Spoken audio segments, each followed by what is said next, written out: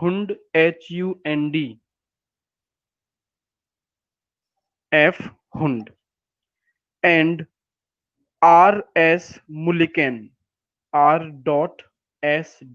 Mulliken. Mulliken. Developed by F. Hund and R.S. Mulliken. R.S. Mulliken in 1992. In 1992. 1992. तो ये बहुत recent latest जो theory है वो यही है हमारे पास में।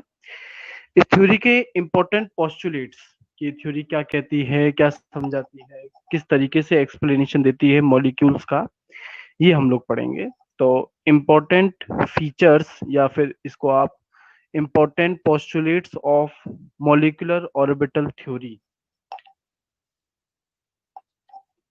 Important postulates of molecular orbital theory MOT.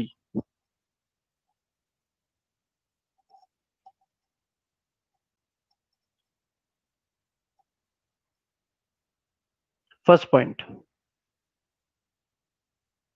लिखिएगा। like an atom like an atom comma molecule has orbitals like an atom comma molecule has orbitals molecule has orbitals of definite energy level of definite energy level full stop like electrons of atom like electron electrons of atom comma electrons of a molecule are distributed electrons of a molecule are distributed in different molecular orbitals in different molecular orbitals। तो ये postulate कह रहा है कि जैसे एक atom के अंदर अलग अलग एनर्जी लेवल के ऑर्बिटल्स होते हैं, वैसे ही मॉलिक्यूल्स में भी अलग अलग एनर्जी लेवल के ऑर्बिटल्स जो हैं वो पाए जाते हैं। जैसे एक एटम के इलेक्ट्रॉन्स को अलग अलग ऑर्बिटल्स में भरा जाता है, वैसे ही मॉलिक्यूल्स के अंदर भी जो इलेक्ट्रॉन्स होते हैं वो अलग अलग ऑर्बिटल्स के अंदर भरे जाते हैं। Second postulate an electron in an atomic orbital an electron in an atomic orbital in an atomic orbital is under influence of is under influence of only one nucleus under influence of only one nucleus full stop while in a molecule while in a molecule while in a molecule an electron is influenced by while in a molecule an electron is influenced by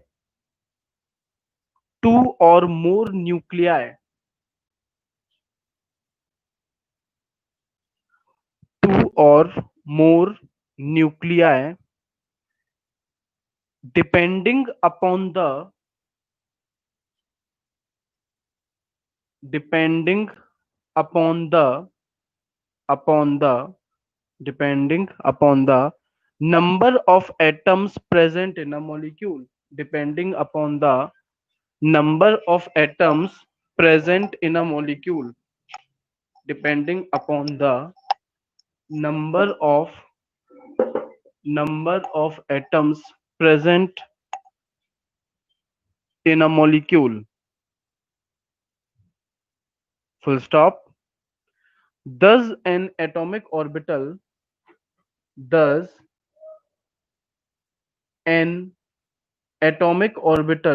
an atomic orbital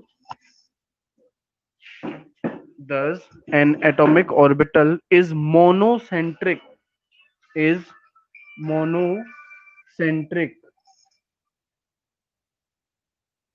Thus an atomic orbital is monocentric while the molecular orbital is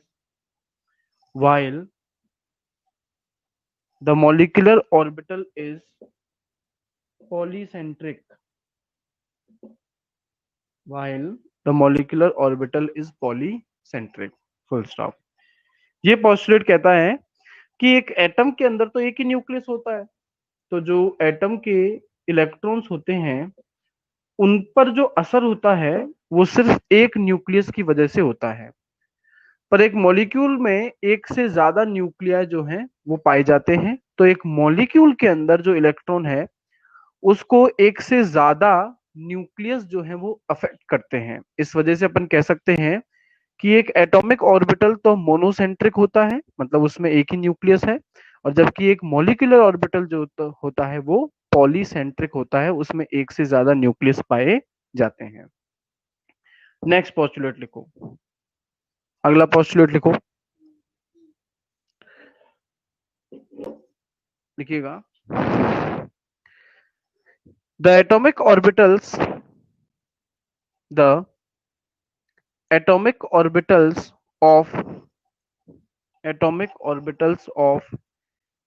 equal energy atomic orbitals of equal energy combine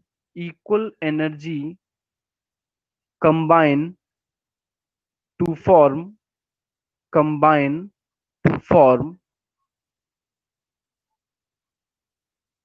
equal number of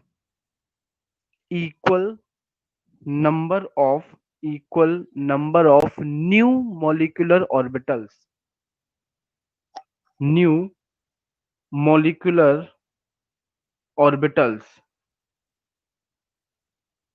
which are called bonding molecular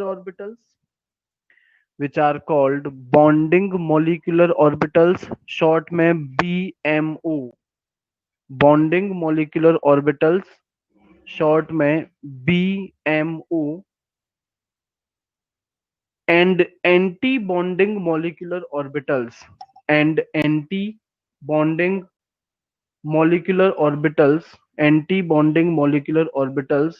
short में ABMO,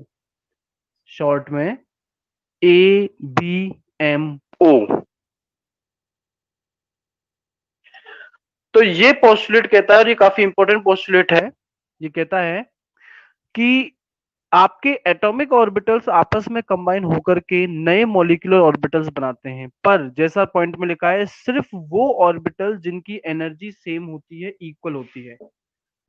तो हमने तो VVT के अंदर पढ़ा था कि जो ऐसे ऑर्बिटल्स होते हैं जिनकी एनर्जी और शेप अलग होती है वो आपस में ओवरलैप करते हैं, और आपस में ओवरलैप करने के बाद में वो क्या बनाते हैं, ऐसे ऑर्बिटल जिनकी एनर्जी और शेप क्या होती है, सेम होती है ना। तो वहां पर तो ऑर्बिटल अलग अलग एनर्जी वाले थे, और अलग अलग एनर्जी वाले ऑर्बिटल्स आपस में कंबाइन होकर के इक्वल एनर्जी वाले ऑर्बिटल्स बना रहे थे। पर ये पोस्टुलेट आपसे कहता है कि सिर्फ ओवरलैप मतलब कि आपस में बॉन्ड या कंबाइन सिर्फ वो ऑर्बिटल्स होंगे जिनकी एनर्जी क्या होगी, सेम होगी, सिर्फ वो ही आपस में कंबाइन हो सकते हैं। अब जिनकी एनर्जी सेम है, मान लो कि आपके दो एटम्स हैं, ये दो एटम आपस में बॉन्ड बनाने वाले हैं।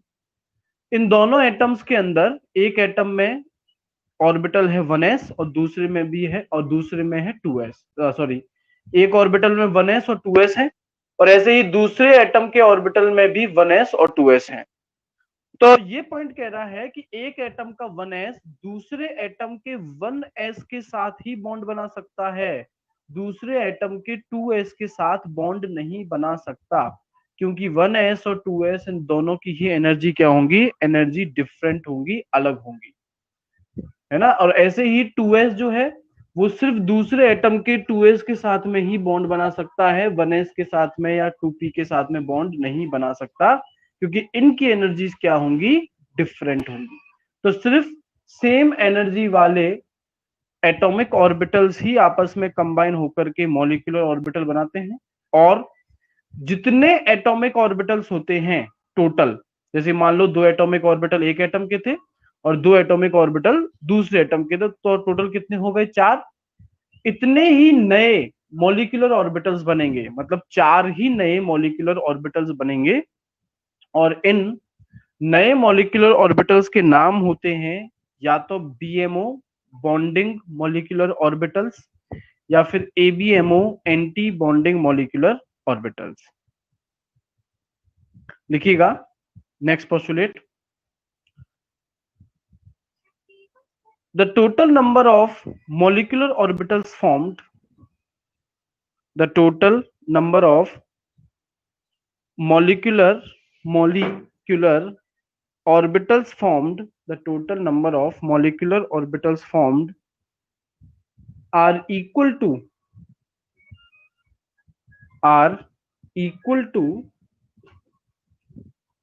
total number of atomic orbitals, total number of atomic orbitals, total number of atomic orbitals,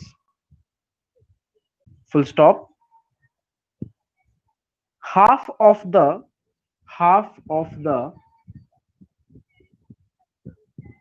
new molecular orbitals, half of the new molecular orbitals, half of the new molecular orbitals have lower energy, have lower energy than corresponding atomic orbitals, corresponding atomic orbitals are called BMO, are called BMO। तो जितने भी नए molecular orbitals बनेंगे उनके आधे, जैसे अभी मैंने आपको एग्जांपल समझाया कि दो ऑर्बिटल एक एटम के पास में थे और दो ऑर्बिटल दूसरे एटम के पास, तो टोटल एटॉमिक ऑर्बिटल हो गए 4। तो नए मॉलिक्यूलर ऑर्बिटल भी कितने बनेंगे, 4 ही बनेंगे। इन 4 में से आधे, मतलब 4 का हाफ हो जाता है कितना, 2। तो इस 4 का जो हाफ है, दो ऑर्बिटल्स, मॉलिक्यूलर ऑर्बिटल जो हैं, उनकी एनर्जी तो एटॉमिक ऑर्बिटल से कम होगी, उन्हें हम लोग कहेंगे बीएमओ, बॉन्डिंग मॉलिक्यूलर ऑर्बिटल्स। और आधे जो हैं उनकी एनर्जी एटॉमिक ऑर्बिटल से ज्यादा होगी, उन्हें हम लोग कहेंगे ABMO. And remaining half of the orbitals, आगे लिखो, and remaining half of the orbitals, remaining half of the orbitals have higher energy, remaining half of the orbitals have higher energy than corresponding atomic orbitals,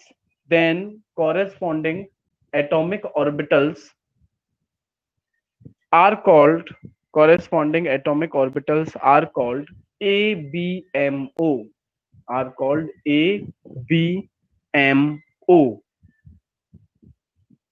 तो आधे जो है उनकी energy atomic orbital से ज्यादा होगी, उन्हें एबीएमओ कहेंगे। जैसे कि बच्चों आप लोगों को एक डायग्राम आपके बोर्ड पर नजर आ रहा है, इस बोर्ड में, इस डायग्राम में आप देखेंगे सबसे नीचे एक एटम का 1s और दूसरे एटम का भी 1s ऑर्बिटल मैंने बनाया है आमने सामने, दोनों की एनर्जी बराबर है।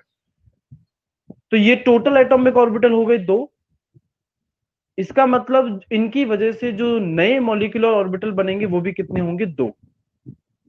आप देख सकते हैं इन दो में से आधे, आधे का मतलब एक, एक को मैंने 1s दोनों एटॉमिक ऑर्बिटल से नीचे बनाया है और दूसरे को मैंने 1s दोनों एटॉमिक ऑर्बिटल से ऊपर बनाया है। जो नीचे है उसका नाम मैंने सिग्मा 1s लिखा है और जो ऊपर है उसका नाम मैंने सिग्मा स्टार 1s लिखा है।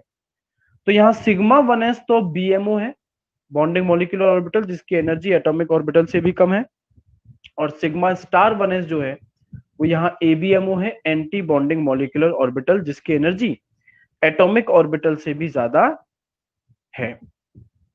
तो बीएमओ और एबीएमओ में बीएमओ की एनर्जी कम है और एबीएमओ की एनर्जी ज्यादा। आपको कमेंट करके ये बताना है बीएमओ और एबीएमओ में से ज्यादा स्टेबल कौन होगा। बीएमओ और एबीएमओ में से ज्यादा स्टेबल कौन होगा।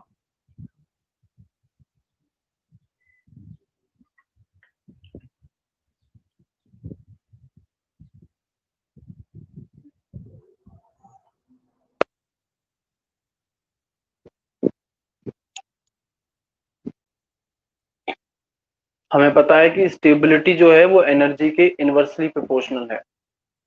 तो जिसकी एनर्जी कम है, जो कि यहाँ बीएमओ है, उसकी स्टेबिलिटी ज्यादा होगी। तो अभी आपको कमेंट करके बताना है कि जब इलेक्ट्रॉन्स फिलिंग होगी, जब इलेक्ट्रॉन्स इन मॉलिक्यूलर ऑर्बिटल्स में भरे जाएंगे, तो पहले एटॉमिक ऑर्बिटल कौन सा भरा जाएगा, बीएमओ या एबीएमओ। सेकंड चैप्टर का अगर आपको ऑफ प्रिंसिपल ध्यान हो तो।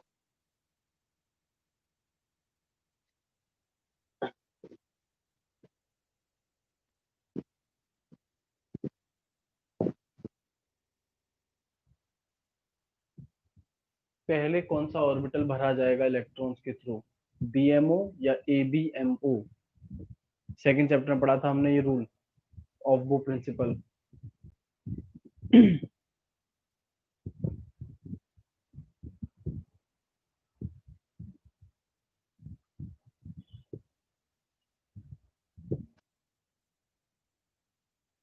बीएमओ भरा जाएगा।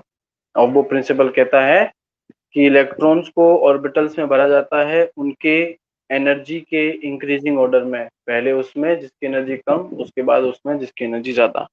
लिखिएगा next postulate. BMO BMO is more stable than ABMO. BMO is more stable than ABMO. ABMO. Full stop. The electrons are filled in different molecular orbitals. The electrons are filled in different molecular orbitals by following Aufbau principle and Hund's rule. Aufbau principle and Hund's rule. Hund's rule.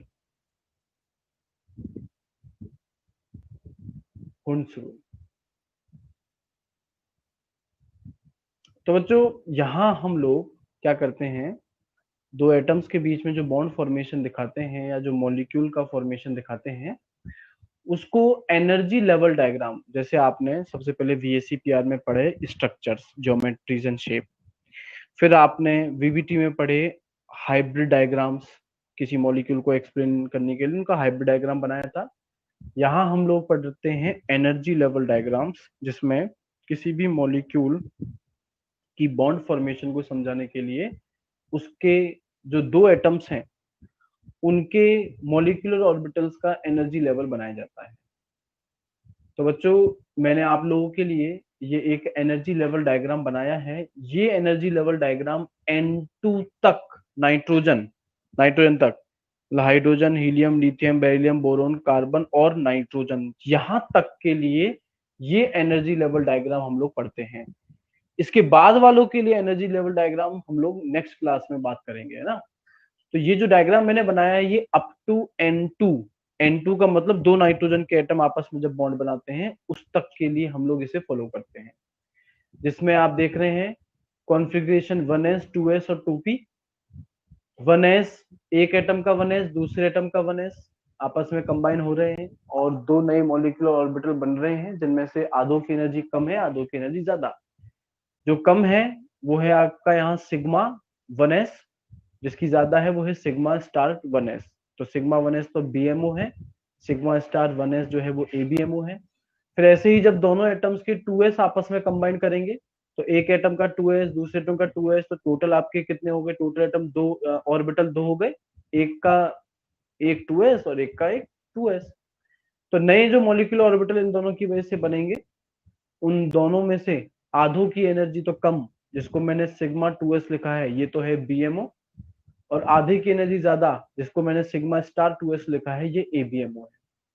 फिर जब बारी आएगी 2p की, तो p एक p में तीन orbital हैं, तो दूसरे p में भी तीन, तो टोटल एटॉमिक ऑर्बिटल हो गए 6। तो जो नए मॉलिक्यूलर ऑर्बिटल बनेंगे उनका भी नंबर क्या होगा, 6। पर इन 6 में से जो हाफ ऑफ द 6 है, मतलब कि 3, उनकी एनर्जी कम है, जिन्हें मैंने एटॉमिक ऑर्बिटल से नीचे बनाया है, जिनके नाम आप लोग देख सकते हैं, पाई टू पी एक्स और पाई टू पी वाई और सिग्मा टू पी जेड। ये तीनों ही बीएमओ हैं, बॉन्डिंग मॉलिक्यूलर ऑर्बिटल। इन तीनों में भी पाई टू पी एक्स और पाई टू पी वाई की एनर्जी इक्वल है और सिग्मा टू पी जेड से कम है। ठीक है, पाई टू पी एक्स और पाई टू पी वाई की इन दोनों की एनर्जी इक्वल है और सिग्मा टू पी जेड से कम है। ऊपर जो एबीएमओ है, pi star two p x pi star two p y, इन दोनों की एनर्जी इक्वल है और इन दोनों की energy sigma star two p z से कम है। ये तीनों हैं आपके ए बी एम ओ। तो इस डायग्राम में कमेंट करके बताओ टोटल बीएमओ कितने दिखाई दे रहे हैं आप लोगों को, टोटल बीएमओ पूरे मॉलिक्यूल में, पूरे डायग्राम में total BMO bonding molecular orbitals कितने दिखाई दे रहे हैं आपको।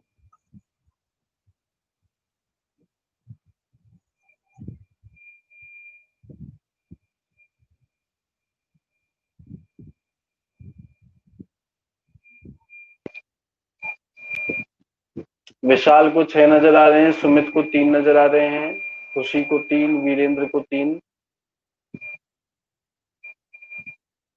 तो तुम सब में से सिर्फ दीक्षिता का आंसर सही है, 5 बीएमओ नजर आ रहे हैं भाई। Sigma 1s, sigma 2s, pi two p x pi two p y और sigma two p z. Total 5 BMO है यहाँ, और ऐसे ही 5 एबीएमओ है यहाँ।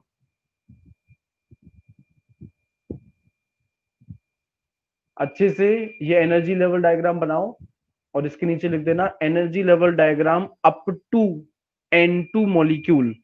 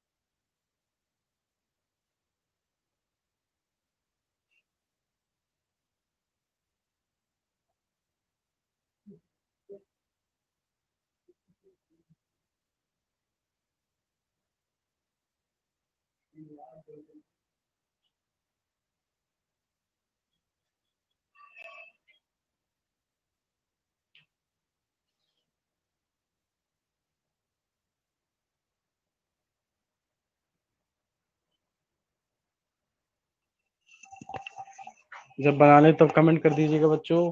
मेरे पास तो नियति का कमेंट आया है।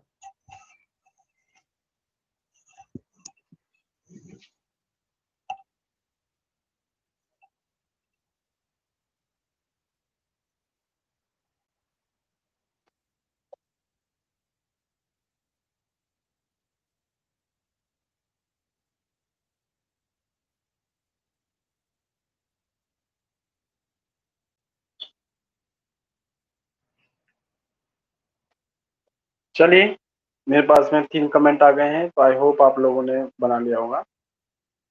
अब इन एनर्जी लेवल डायग्राम जो है, इससे हम लोग क्या क्या चीजें पता कर सकते हैं।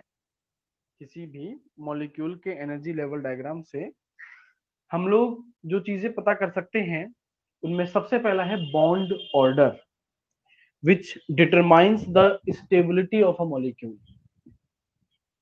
Bond order, bond order is directly proportional to stability.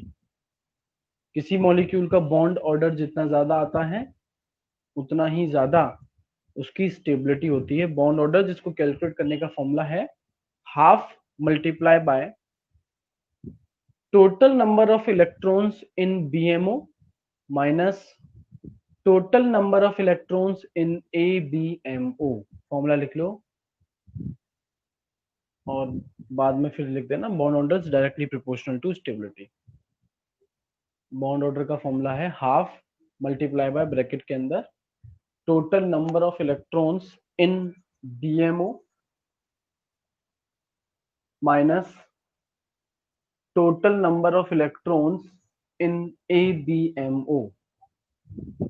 Total number of electrons in ABMO। और फिर लिख देना bond order is directly proportional to stability.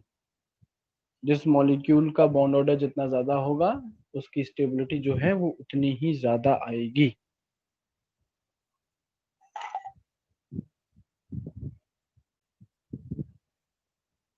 अगर किसी मॉलिक्यूल का बॉन्ड ऑर्डर 0 आ जाएगा, तो वो मॉलिक्यूल हाईली अनस्टेबल होगा और वो नेचर में एग्जिस्ट ही नहीं करेगा। लिख देना a molecule having bond order equal to 0।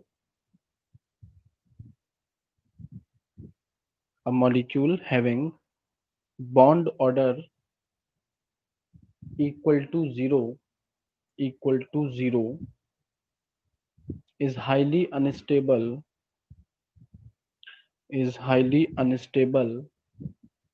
and do not exist in nature, and do not exist in nature. in nature. तो किसी के एनर्जी लेवल डायग्राम से हम लोग एक बॉन्ड ऑर्डर निकाल सकते हैं, उसकी स्टेबिलिटी निकाल सकते हैं। दूसरी चीज जो एनर्जी लेवल डायग्राम से पता लगाई जा सकती है वो है मैग्नेटिक मोमेंट, जिसको मैंने म्यू मैग्नेटिक से रिप्रेजेंट किया है। मैग्नेटिक मोमेंट किसी भी सब्सटेंस के मैग्नेटिक बिहेवियर को जानने के लिए उसका मैग्नेटिक मोमेंट जो है वो निकालना पड़ता है, और मैग्नेटिक मोमेंट को निकालने का जो फॉर्मूला है वो है रूट एन ब्रैकेट में n+2। फॉर्मूला लिख दो।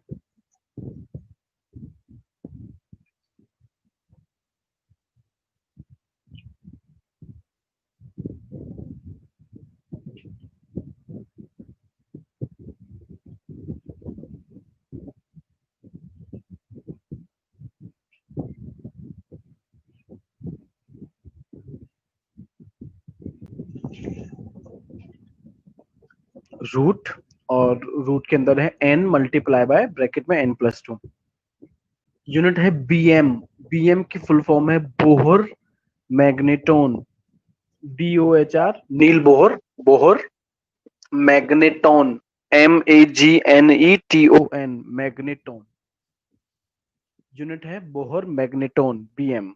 यहाँ जो n है वो है number of unpaired electrons in molecular orbitals. n यहां किसे रिप्रेजेंट कर रहा है? Number of unpaired electrons in molecular orbitals.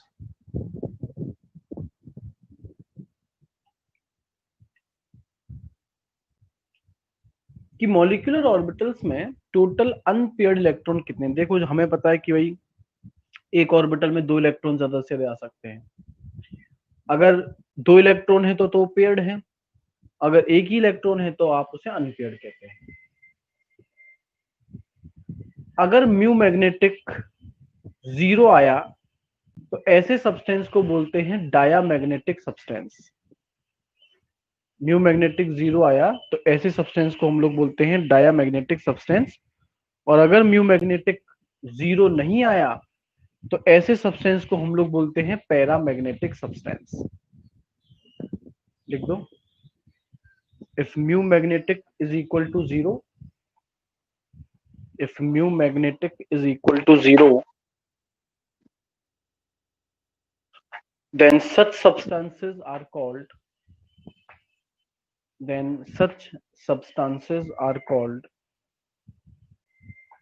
diamagnetic substances. Then such substances are called diamagnetic substances.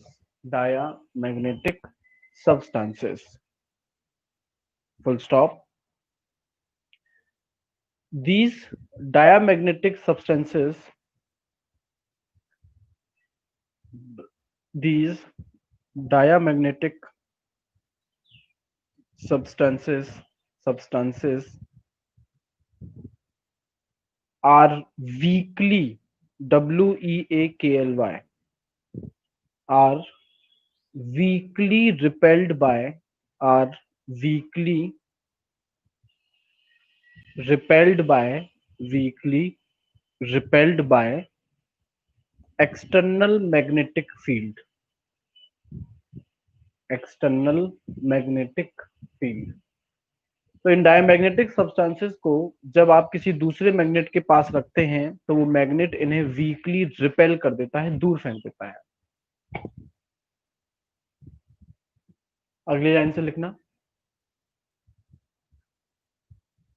If mu magnetic is not equal to 0, if mu magnetic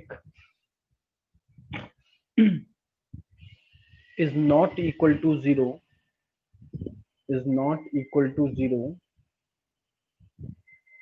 then such substances are called, then such substances are called paramagnetic substances. Paramagnetic substances, full stop. These paramagnetic substances, these paramagnetic substances are weakly attracted by, are weakly attracted by external magnetic field. तो इन paramagnetic substances को जब आप किसी दूसरे magnet के पास रखेंगे तो वो मैग्नेट इन्हें वीकली अट्रैक्ट कर लेगा.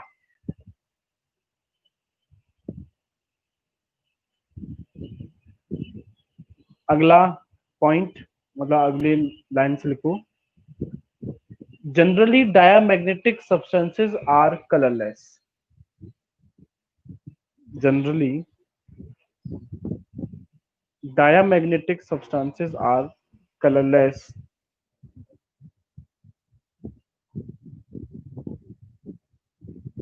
while paramagnetic substances are colorful. While paramagnetic substances are colorful. आपको पता है सेकंड चैप्टर में भी हमने पढ़ा है कि अगर अनपेड इलेक्ट्रॉन होता है तो एनर्जी देने पर वो लोअर शेल से हायर शेल में चला जाता है, और जब वो फिर से हायर से लोअर में आता है तो वो उसी एनर्जी को एमिट करता है in the form of radiation.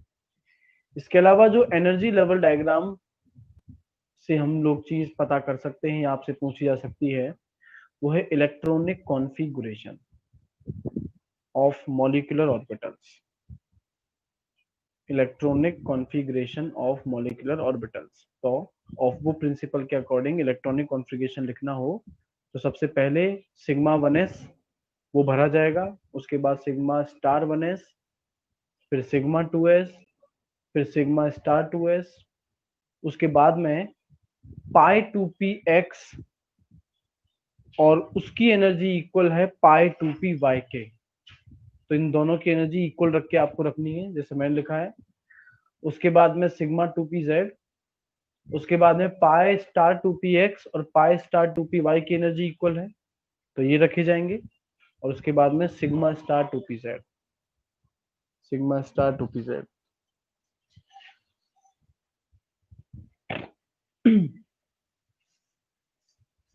ये बना लीजिए इलेक्ट्रॉनिक कॉन्फ़िगरेशन.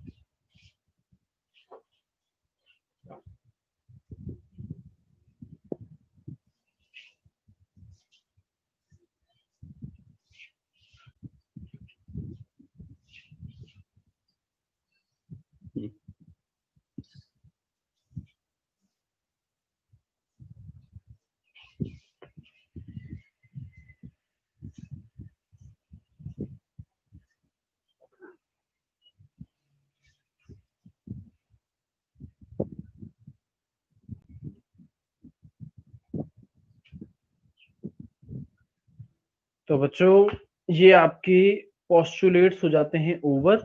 अब हम लोगों ने जो थ्योरी लिखी है उसे समझने का टाइम है कि हम लोग कैसे क्या कुछ जो हम लोग इसमें कर सकते हैं और कैसे हम लोग अलग अलग एनर्जी लेवल डायग्राम जो है हम लोग बना सकते हैं। तो हम लोग सबसे पहले जो सबसे छोटा सबसे आसान जो एग्जांपल है वो ले रहे हैं H2 molecule. H2 H2 molecule.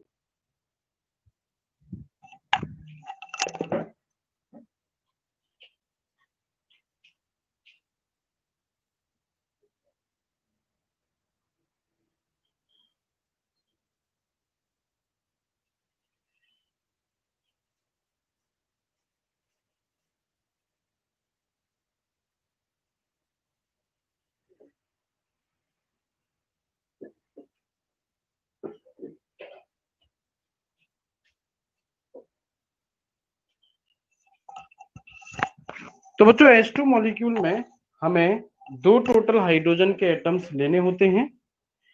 अब दोनों ही हाइड्रोजन एटम्स का जो इलेक्ट्रॉनिक कॉन्फ़िगरेशन है वो इलेक्ट्रॉनिक कॉन्फ़िगरेशन है 1s। इलेक्ट्रॉनिक कॉन्फ़िगरेशन दोनों का क्या है? 1s। तो इसका मतलब ये हुआ कि आपको जो एनर्जी लेवल डायग्राम बनाना है उसमें सिर्फ ये जो नीचे वाला हिस्सा है ना, सिर्फ ये वाला 1s, सिर्फ 1s वाला आपको यही बनाना है, क्योंकि बाकी ऑर्बिटल्स तो H2 मॉलिक्यूल में है ही नहीं। ठीक है, तो आपको इसके एनर्जी लेवल डायग्राम में सिर्फ नीचे वाला, सबसे नीचे वाला जो 1s वाला हिस्सा है वो बनाना है। अब क्योंकि हाइड्रोजन का कॉन्फ़िगरेशन है 1s1 है ना, तो इस वजह से मैं यहां एक हाइड्रोजन के एटम में लिख रहा हूं 1s1 और दूसरे हाइड्रोजन के एटम में भी मैं क्या लिख रहा हूं? 1s1। 1s1 का मतलब एक एक इलेक्ट्रॉन दोनों ऑर्बिटल्स में है, तो मैं एक इलेक्ट्रॉन इस वाले ऑर्बिटल में बना देता हूं और एक इलेक्ट्रॉन में इस वाले ऑर्बिटल में बना देता हूं। तो मेरे पास टोटल दो एटॉमिक ऑर्बिटल हुए, एक 1s1 एक एटम का, एक 1s1 दूसरे एटम का। टोटल एटॉमिक ऑर्बिटल अगर दो हो गए तो नए जो मॉलिक्यूलर ऑर्बिटल्स बनेंगे वो भी कितने होंगे? दो। उन दो में से एक की एनर्जी तो एटॉमिक ऑर्बिटल से कम है, जिसको हम लोग बीएमओ जिसे यहां रिप्रेजेंट कर रहे हैं सिग्मा 1s से, और एक की एनर्जी इन दोनों से ज्यादा है जिसे हम लोग एबीएमओ रिप्रेजेंट कर रहे हैं सिग्मा स्टार 1s से। तो ऑब्बो प्रिंसिपल के अकॉर्डिंग और हुन्स रूल को फॉलो करते हुए आप लोग जरा कमेंट करिए, पहला इलेक्ट्रॉन, भाई टोटल मेरे पास में दो इलेक्ट्रॉन है, एक इलेक्ट्रॉन इस वाले एक एटम का 1s1 का और दूसरा इलेक्ट्रॉन दूसरे एटम के 1s1 का। तो पहला इलेक्ट्रॉन किस में जाएगा? सिग्मा 1s में कि सिग्मा स्टार 1s में? ऑब्बो प्रिंसिपल और हुन्स रूल को फॉलो करते हुए बताइए। पहला इलेक्ट्रॉन सिग्मा 1s में जाएगा कि सिग्मा स्टार 1s में जाएगा?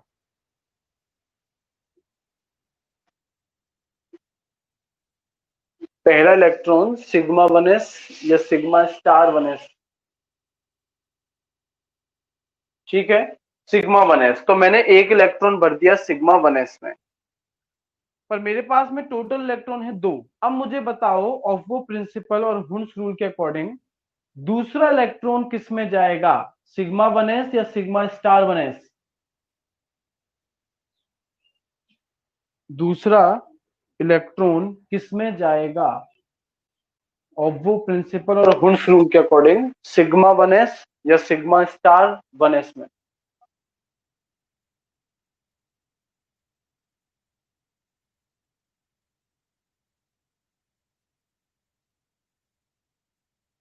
सिग्मा 1s में जाएगा बेटा सुमित। ऑब्बो प्रिंसिपल ये तो कहता है कि भैया जब तक आपका एक लोअर एनर्जी लेवल का ऑर्बिटल भर नहीं जाता तब तक दूसरा इलेक्ट्रॉन हायर में नहीं जाएगा। भाई जब तक लोअर शेल नहीं भर जाता तो दूसरे शेल में नहीं जाएगा ना, तो इस वजह से दूसरा वाला भी सिग्मा 1s में जाएगा। दूसरा वाला भी किसमें जाएगा? सिग्मा 1s के अंदर ही जाएगा। तो अब यहां पर टोटल दो इलेक्ट्रॉन्स थे मेरे पास भरने के लिए, और मैंने वो दोनों ही इलेक्ट्रॉन जो हैं वो सिग्मा 1s में भर दिए। तो सिग्मा 1s में टोटल इलेक्ट्रॉन्स कितने हो गए हैं? टोटल इलेक्ट्रॉन्स हो गए हैं 2। तो इसीलिए मैंने यहां पर लिख दिया है सिग्मा 1s2। मैंने यहां लिख दिया है सिग्मा 1s2। और इस सिग्मा 1s में मैंने दोनों इलेक्ट्रॉन बना दिए हैं। दोनों का स्पिन अपोजिट है, जैसा कि पॉलीज एक्सक्लूजन प्रिंसिपल हमें कहता है। तो इस वजह से मैंने एक की डायरेक्शन ऊपर बनाई है, तो दूसरे की डायरेक्शन मैंने बनाई है नीचे। बाकी 2s और 2p का हमें नहीं बनाना, सिर्फ H2 में हमें ये 1s वाला बनाना है। बना लीजिए बच्चों एनर्जी लेवल डायग्राम H2 का।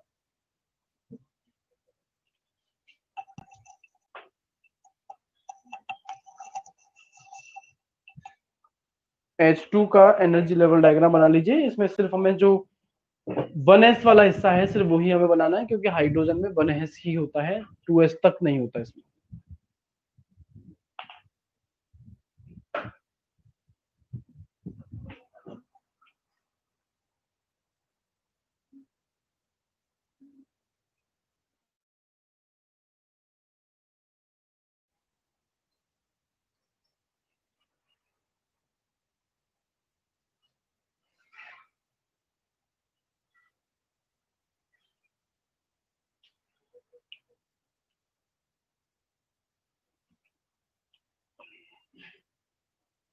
तो एक एक चीज की हम लोग बात करें। सबसे पहले आप मुझे बताइए बॉन्ड ऑर्डर क्या आ रहा है H2 का? H2 का बॉन्ड ऑर्डर बताइए फटाफट से, क्या आ रहा है?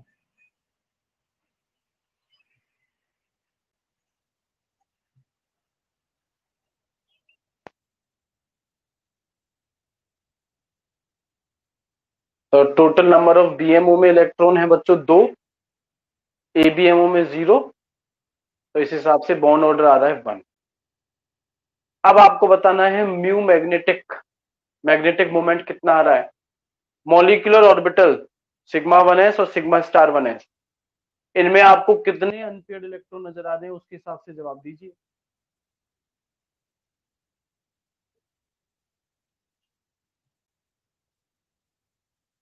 Magnetic moment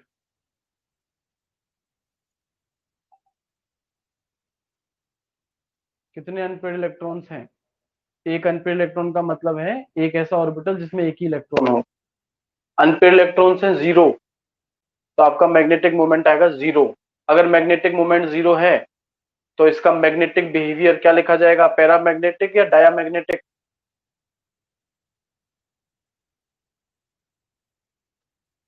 diamagnetic. और ये डायामैग्नेटिक है तो ये कलरफुल होगा कि कलरलेस?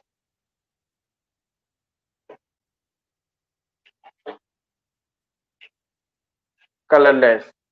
और अगर आपसे कहा जाए कि इसका इलेक्ट्रॉनिक कॉन्फ़िगरेशन लिखो, तो इलेक्ट्रॉनिक कॉन्फ़िगरेशन इसका सीधा सीधा हो जाएगा सिग्मा 1s2।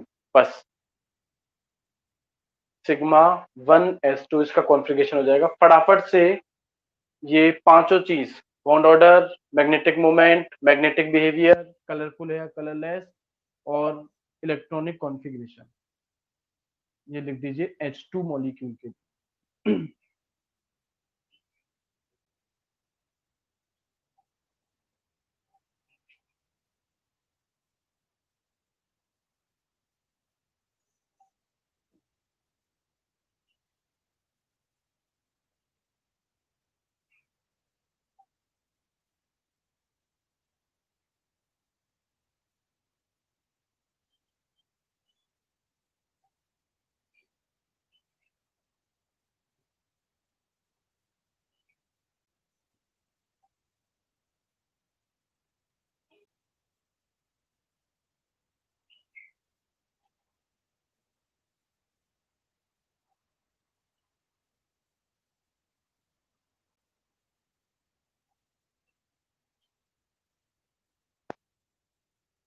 ठीक है, अगला जो एनर्जी लेवल डायग्राम है वो बच्चों हम लोगों को बनाना है He2 मॉलिक्यूल का। हाइड्रोजन के बाद आता है हीलियम, He2 मॉलिक्यूल। अब He2 मॉलिक्यूल का मतलब है हीलियम के 2 एटम्स जिसमें एक हीलियम के एटम का कॉन्फ़िगरेशन होता है 1s2। एक हीलियम के एटम का कॉन्फ़िगरेशन है 1s2। तो मैं एनर्जी लेवल डायग्राम में 1s2, दोनों एटम में 1s2 भर दूंगा, मतलब दोनों 1s में दो दो इलेक्ट्रॉन्स मुझे भरने हैं। तो अब इलेक्ट्रॉन्स भरने के लिए टोटल मेरे पास में हो जाते हैं 4। ऑफ प्रिंसिपल और हुन्स रूल को फॉलो करते हुए मैं पहले 2 इलेक्ट्रॉन भर दूंगा सिग्मा 1s के अंदर, और अब बाकी के जो 2 इलेक्ट्रॉन्स हैं वो मैं भर दूंगा सिग्मा स्टार 1s के अंदर, और ये बन जाएगा सिग्मा स्टार 1s2। ये बन जाएगा सिग्मा स्टार 1s2। हाँ जी, बॉन्ड ऑर्डर बताइए He2 का क्या आएगा?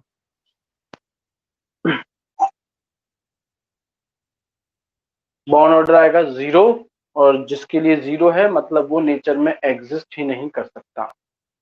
ऐसे ही मैग्नेटिक मोमेंट भी इसका 0 आ जाएगा, डायमैग्नेटिक हो जाएगा, कलरलेस हो जाएगा, और अब इसका इलेक्ट्रॉनिक कॉन्फ़िगरेशन हो जाएगा sigma 1s2 comma sigma star 1s2। इसको बना लीजिए, और आज की क्लास इसी के साथ ओवर होती है। नेक्स्ट क्लास में इसके आगे के एग्जाम्पल जो है हम लोग उन्हें करेंगे। फटाफट से बना लीजिए 2 मिनट के अंदर इसको।